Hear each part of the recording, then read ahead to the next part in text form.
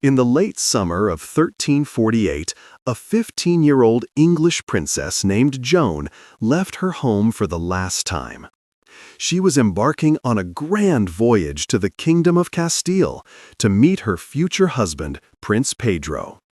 Her heart raced with the nervous anticipation of a young woman on the cusp of a new life, a royal life.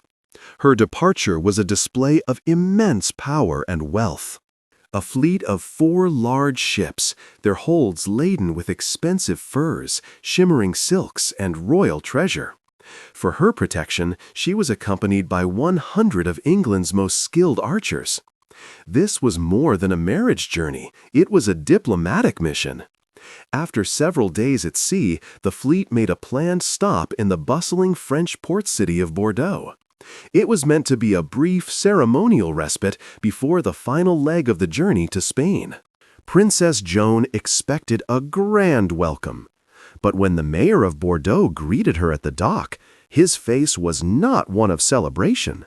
It was a mask of pure terror. He spoke in hushed, urgent tones. The city, he warned, was under siege, not by an army, but by a terrible, unseen sickness. He begged her to find lodging elsewhere, anywhere else. Just then, a warm breeze drifted in from the shore. It carried with it the unmistakable, sweet, and stomach-turning stench of human decay. Joan consulted her advisors. They, confident in their own health and the princess's divine protection, assured her it would be safe. A minor outbreak among the poor, nothing more. Joan, unconvinced, spritzed perfume onto a silk handkerchief and pressed it to her face as her royal carriage rolled into the city. The mayor had not been exaggerating. The horror was everywhere. The streets were littered with corpses, left to rot in the summer heat where they had fallen, and from their bodies protruded hideous black swellings, some the size of a fist, others as large as a grapefruit. Joan and her escort finally reached the safety of the Rue de l'Ombrière, a magnificent castle overlooking the river. That night, she tried to erase the images from her mind. She tried to dream of her future in Spain, of her prince, of the life she was promised. But Joan of England would never reach her fiancé. She would never see Spain. In less than 2 weeks, she too was dead. One of the first English victims of a pestilence that future generations would come to know as the Black Death. The marriage of Princess Joan was meant to be a masterstroke of political strategy. Her father, King Edward III of England, was deep in a war to conquer France. By wedding his daughter to Prince Pedro of Castile, he hoped to forge a powerful alliance that would crush the French between them. But this grand design of kings and empires was about to be obliterated by something infinitesimally small. The sickness moved through the princess's entourage with terrifying speed. The first to fall was her trusted advisor, Baron Robert Bourchier. On August 16, 1348, he simply woke up feeling unwell. A fever, some chills, nothing to raise an alarm. But by late afternoon, the illness had seized him. His symptoms intensified with brutal speed. A splitting headache, a fever that skyrocketed past 103 degrees. That evening, as the sun set, he noticed it. A dark red swelling on his upper thigh. It felt hot to the touch, and when he pressed it, he winced from a sharp, deep pain. Within hours, more of these lesions appeared, in his armpits, on his neck. Contemporary doctors had a name for them: buboes. Robert watched in abject horror as they grew, first to the size of a chicken's egg, then larger, their color darkening from red to purple to a sinister necrotic black. A local French physician was summoned. He recognized the tiny red splotches that now covered the baron's body as petechia, evidence of massive hemorrhaging under the skin. Believing the buboes themselves were the source of the poison, he decided on a desperate, agonizing course of action. He had Robert bite down hard on a leather rag and slice the buboes open with a knife. A foul-smelling mixture of pus and black blood drained out. But the treatment was useless. The Baron only got worse. He began to cough up blood. Waves of violent nausea overtook him, and soon his lungs filled with bloody fluid, each breath becoming a desperate, rattling struggle. After 3 days of unimaginable agony, Baron Bourchier died. By then, the invisible killer was already moving through the rest of the wedding party. One by one, the knights, the advisors, and the archers fell ill. And on September 2nd, Princess Joan herself succumbed to the pestilence. Outside the castle walls, the city of Bordeaux had descended into chaos. It was a battle between the living and the dead. People died faster than the churches could bury them. In a last-ditch effort to contain the sickness, the mayor ordered the most infected parts of the city to be set ablaze. Healthy citizens fled in panic, leaving their sick relatives behind. And in the ensuing inferno, the Grand Castle, along with the body of the English princess and her entire entourage, disappeared into the flames. In the 14th century, they didn't call it the Black Death. They called it the Great Mortality, or more simply, the pestilence.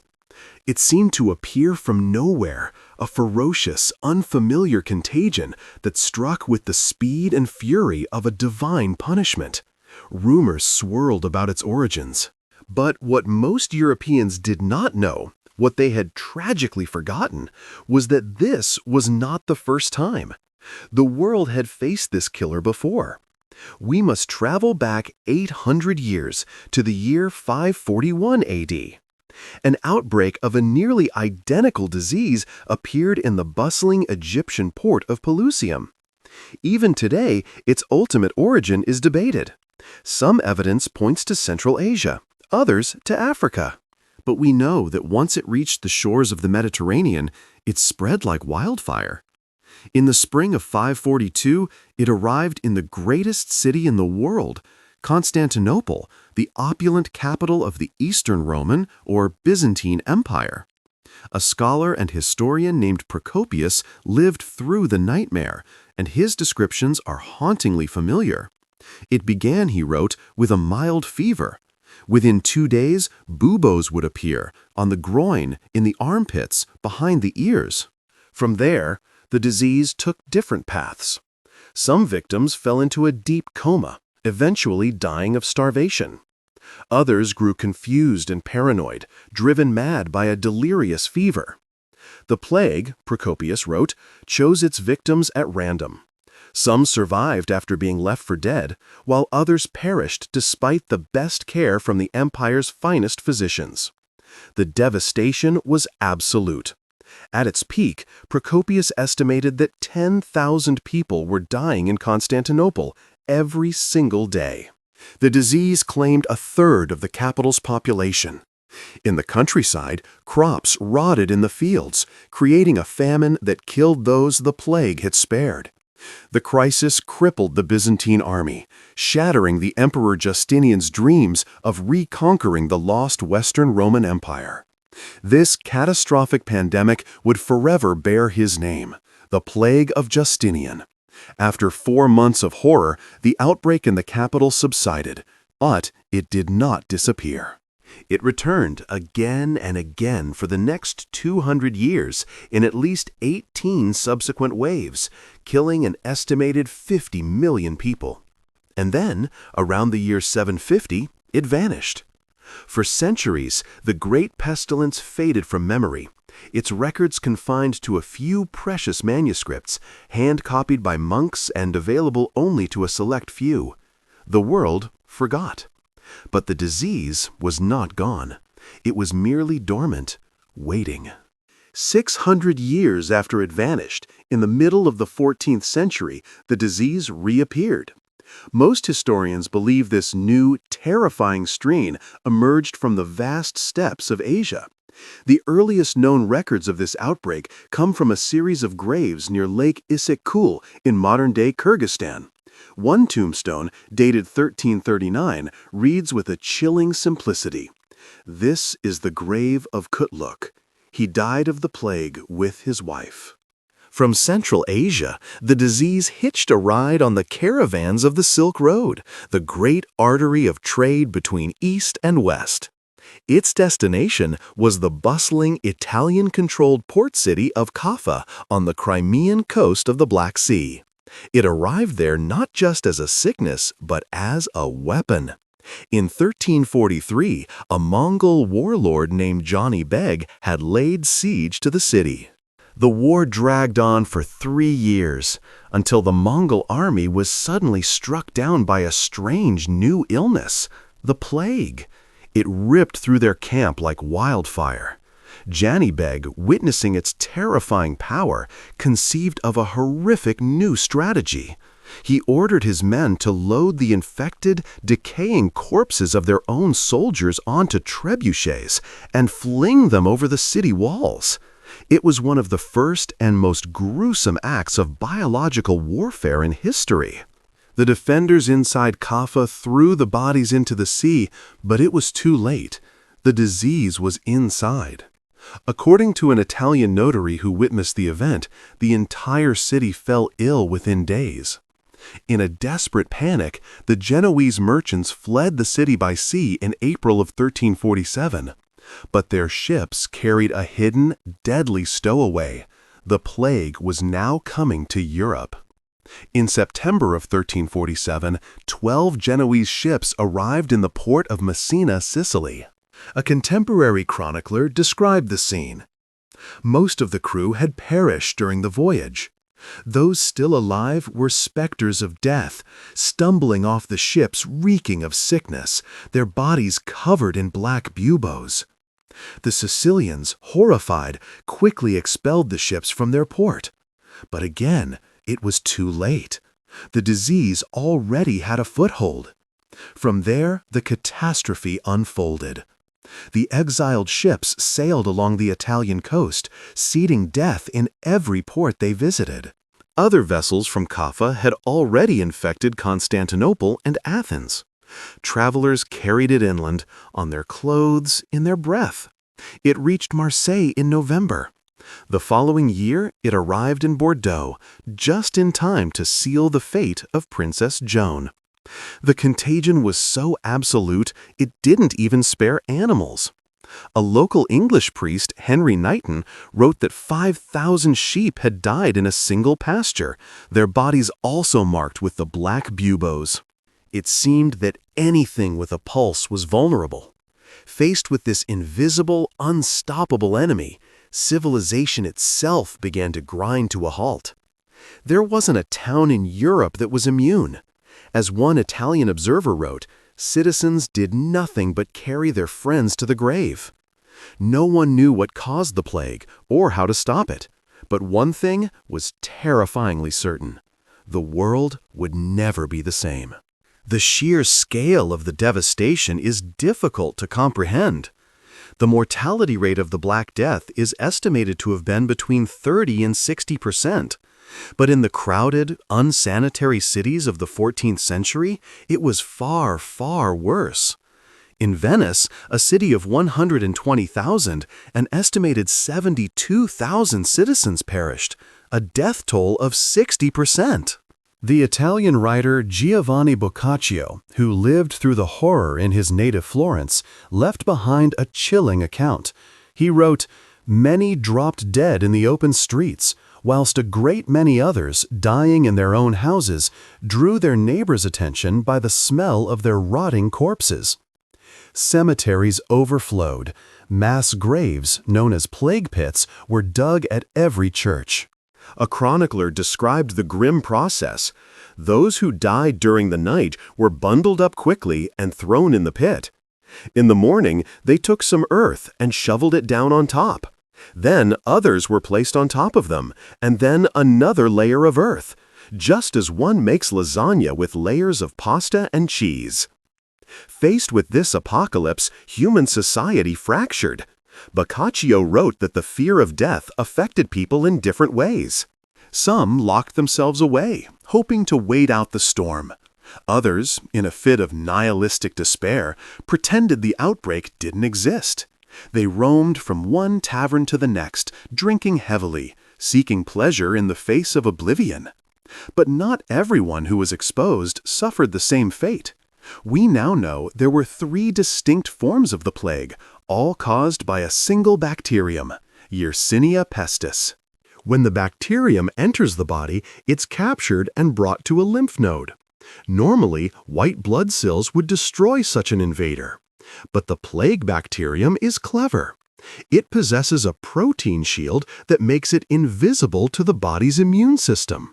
Safe inside the lymph node, it multiplies uncontrollably, creating the characteristic swollen black bubo. This was the classic bubonic plague. Untreated, it killed up to 60% of its victims, usually within a week. Princess Joan's advisor, Robert Borchier, was not so lucky. In addition to the buboes, the bacteria had also invaded his lungs. This was pneumonic plague. Far more deadly, it could be spread directly from person to person through coughing, and it killed 95% of its victims within 3 days. The third and rarest form was the most terrifying of all, septicemic plague. In these cases, the bacteria flooded the bloodstream directly. Victims fell ill almost instantaneously. They rarely developed buboes. Instead, the bacteria caused their blood to clot, cutting off circulation. Their fingers, toes, and nose would turn black and die. Death often came in less than a day. It was this form that likely gave the Black Death its name. In a world without germ theory, faced with a carnage so total, so indiscriminate, medieval Europe turned to the only explanation it had: divine providence. This was not a random act of nature. This was the wrath of God, a punishment for the sins of mankind. But what were those sins? The answers varied. The Archbishop of York blamed the common people, who in good times had forgotten God in favor of earthly pleasures. Other priests blamed new fashion trends and women who dressed immodestly. The sheer scale of the death convinced many that the biblical apocalypse was finally at hand. The only hope for survival, they believed, was to beg God for forgiveness. Special prayers were composed and recited daily. But prayer offered no shield. The disease was terrifyingly impartial. On May 2nd, 1349, the man nominated to be the next Archbishop of Canterbury died of the plague. King Edward III then chose his close friend, the brilliant and famously pious scholar Thomas Bradwardine. Surely such a holy man would be protected. Bradwardine arrived in England in August. 5 days later, he too was dead.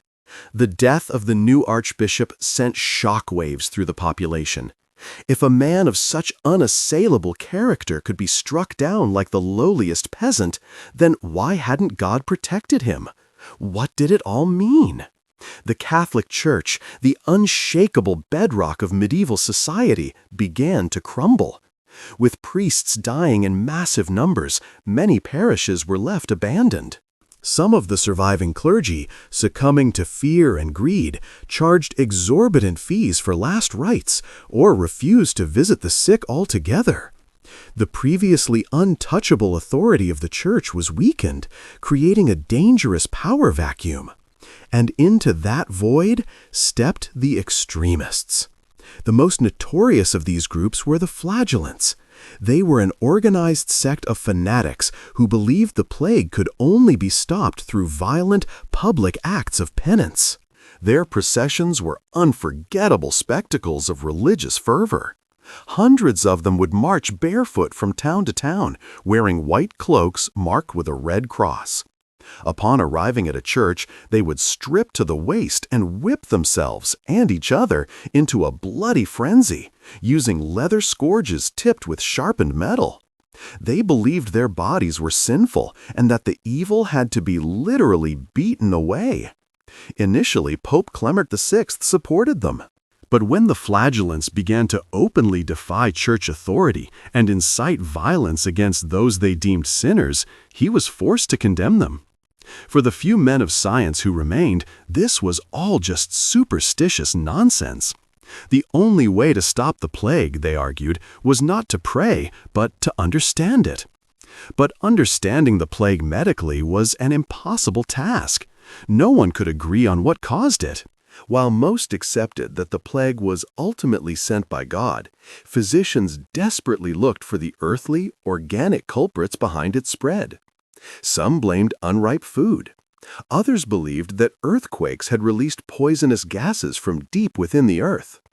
But the general consensus, a theory dating back to ancient Greece, was that epidemics were caused by toxic vapors, a corrupted air known as miasma.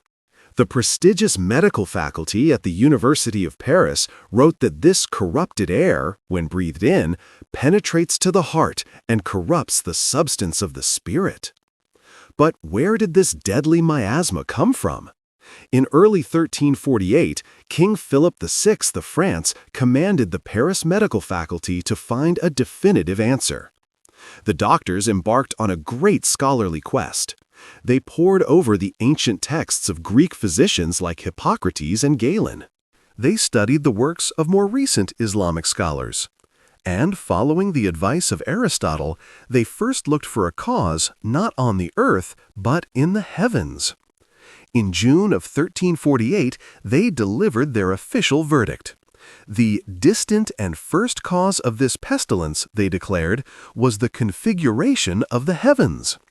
On March 20th, 1345, there had been a rare conjunction of 3 planets, Mars, Jupiter, and Saturn. This alignment, they argued, had heated the air and drawn up evil vapors from the earth, which were now being carried across the world by the wind. To the medieval mind, this explanation seemed perfectly logical. If the moon could control the tides of the ocean, why couldn't the planets affect the health of mankind?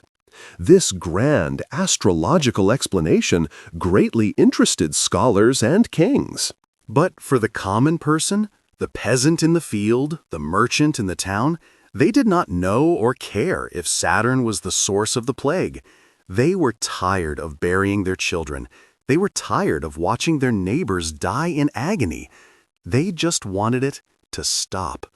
With no clear cause, humanity was left grasping for a cure. Spiritual and medical remedies became deeply intertwined. Holy relics, supposedly the bones of saints, were paraded through the streets, with desperate crowds trampling one another just for a chance to touch them. But the cures prescribed by physicians were often just as strange and far more dangerous. A physician named John of Burgundy, writing in 1365, described the plague as a result of both evil vapors and immoral habits. Vice, he claimed, was literally unhealthy. His advice for prevention was a list of bizarre prohibitions. He recommended that people avoid bathing, as many doctors believed that warm water opened the pores, allowing the poisonous miasma to enter the body. He prescribed smoke as a preventative, recommending that people burn juniper branches inside their homes to purify the bad air. When treating a patient, his methods were a strange mix of science and superstition. He would read their horoscope, believing the planets could impact a person's health. He would examine samples of their stool and urine, looking for unusual colors. But his core medical philosophy came from the ancient Greeks. He, like all his contemporaries, believed the body was governed by 4 basic fluids, or humors: blood, phlegm, yellow bile, and black bile. A healthy person had these humors in perfect balance. A poison, like the one that caused the plague, created a deadly imbalance. The only way to save the patient, therefore, was to extract the poison and restore that balance. So, John of Burgundy would turn to bloodletting. He used leeches and needles to drain the corrupt blood from his patients, often starting near the buboes where he believed the infection was strongest. In his mind, it was like sucking the venom from a snake bite. He would then apply a paste made of roots and herbs directly onto the buboes, hoping to keep the poison from re-entering the body. In the 14th century, this was considered high-quality medical care. Every doctor had their own secret remedies. Some praised potions of apple syrup and rosewater. One popular recipe called for the patient to drink a mixture of mercury and liquid gold. But the most coveted treatment of all was a mythical cure-all called theriac, a complex remedy made from dozens of ingredients, including pulverized snake flesh. Of course, none of these cures worked. In fact, many were actively harmful. The gold and mercury potion caused deadly heavy metal poisoning, and the bloodletting only weakened patients who desperately needed their strength. The desperate search for a cure was often as deadly as the disease itself. With individual cures proving useless, a new idea began to emerge. If the patient could not be saved, perhaps the city could. For the first time, town councils across Europe began to pass public health ordinances, desperately trying to keep the disease at bay. The Italian city-states, wealthy and well-organized, led the way.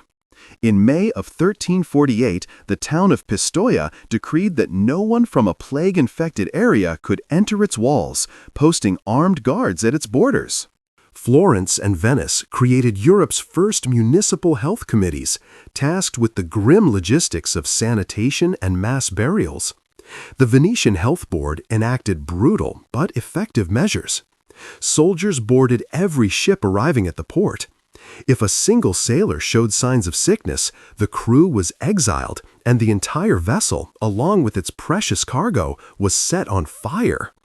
They implemented some of the earliest social distancing measures in history, forbidding public gatherings and shutting down taverns.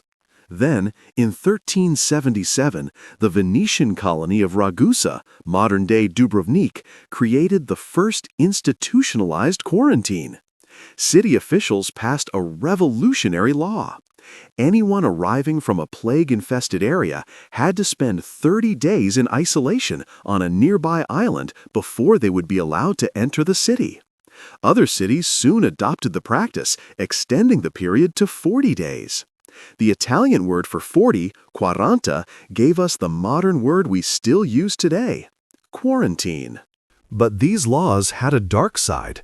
Many called for the infected to be exiled before they could pass the disease to their families. The social fabric of society began to tear apart. Husbands abandoned their dying wives. Mothers abandoned their sick children, leaving them on the edge of town to die alone. The fear of other people began to spread even faster than the plague itself. While the elite physicians debated the role of miasmas and planets, many common people suspected a more sinister cause. They wondered if their tragedies were the work of the devil, who was using human agents to do his bidding. Suspicion fell upon anyone who was different. Travelers were harassed, pilgrims from other countries were driven away. In Spain, Catholic hatred toward Muslims flared up, with Arabs being accused of deliberately causing the plague. But one group, above all others, would be targeted with a ferocity that rivaled the plague itself. For centuries, the Jewish people of Europe had been a convenient scapegoat in times of crisis. The animosity was fueled by religious dogma, which painted them as heretics. It was fueled by economics, as some Jewish people worked as moneylenders, a profession that made them both essential and despised. And it was fueled by monstrous lies, false accusations of cannibalism and of poisoning wells. When the plague arrived, these simmering resentments exploded into a firestorm of hate. The Jewish community became the prime target. The chaos often followed the religious calendar. During Holy Week in the Middle Ages, acts of violence against Jewish communities were tragically common.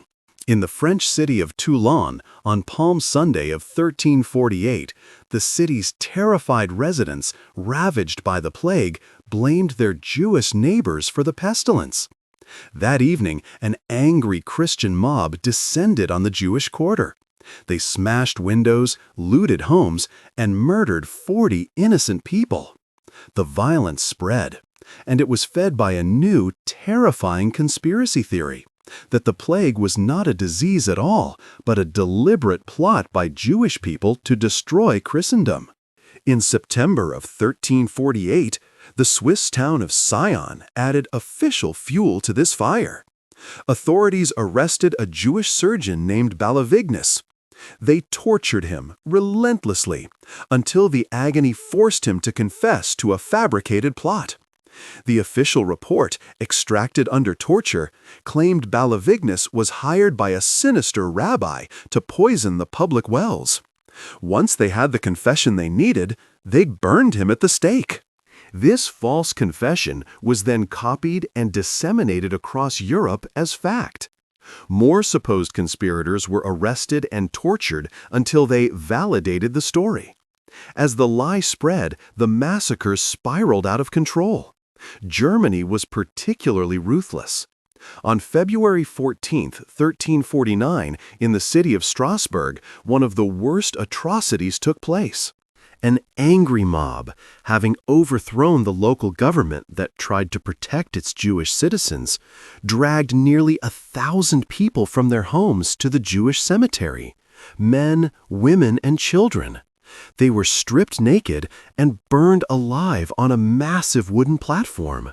This genocide, a plague of hatred mirroring the biological one, continued for years, often encouraged by the fanatical flagellants who preached that murdering Jewish people was a Christian's moral duty, a holy act that would finally end the pestilence.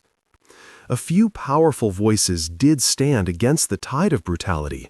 Pope Clement VI threatened to excommunicate anyone who participated in the anti-Semitic mobs, but in the face of such widespread hysteria, their voices were often drowned out. By 1351, as the first and most terrible wave of the Black Death finally began to recede, so too did the wave of violence. The number of plague fatalities declined, and a battered, traumatized world breathed a collective sigh of relief. But the disease never truly disappeared. For centuries it lingered, returning in smaller but still deadly outbreaks. A second wave that struck England in 1361 was known as the Children's Plague for the terrifying number of young people it claimed. The Great Plague of London in 1665 killed more than 70,000 people. Each new outbreak reignited humanity's worst instincts of fear, suspicion, and hatred. But over time, societies began to adapt. The plague became a grim but accepted part of life. Doctors continued to speculate on what caused it, how it traveled, and why none of their remedies worked. It would be another 500 years before modern medicine, with the discovery of bacteria and the invention of antibiotics, would finally catch up to this ancient killer and provide real answers. The Black Death was more than just a medical catastrophe. It was a crucible that reshaped the world. It shattered empires, broke the absolute power of the Church, and altered the course of human history. It stands as a chilling testament to the fragility of civilization, and a stark reminder of how quickly fear can turn us against one another. The bacterium, Yersinia pestis, still exists today. It is a ghost from our past that has never truly left us. The story of the Great Mortality is just one file from our archives. There are countless others, each a testament to the enduring mystery of the human body and the strange paths medicine has walked. If you wish to uncover more of these forgotten stories, subscribe to Medical Obscura and press the notification bell. Join us as we continue to explore the shadows where science and the unexplained collide. We have many more cases to open.